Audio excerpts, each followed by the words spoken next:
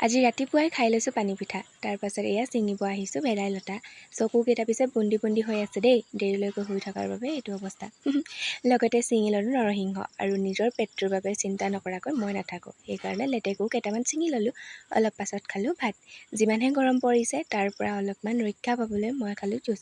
কিন্তু কি হ'ব, ৰ'দটোৱে বোলে খাইহে এৰিব। মই বোলো তই খালেও খাবি, মই পথাৰলৈ যাওঁ, কঠীয়া তুলিব আছে।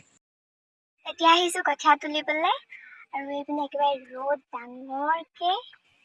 তাৰপিছত এয়া তুলিম, বোকা পানীও গৰম। মোবাইল থ'ম ইয়াতে লগাই, আৰু থ'বলৈতো নহ'লে জেগা নাই। এইপিনে পানী, এইপিনে বোকা, পৰিলে চেচ। সেইবুলি মূৰত গামোচাখন বান্ধি লৈ কঠীয়া তুলিব লাগি গ'লোঁ। তাৰপাছত ঘৰত আহি খালোঁ কুঁহিয়াৰ। এইপিনে আকৌ আজি 3 দিনমান আগতে লৈছিলোঁ টিকলু কেইটামান চোলা।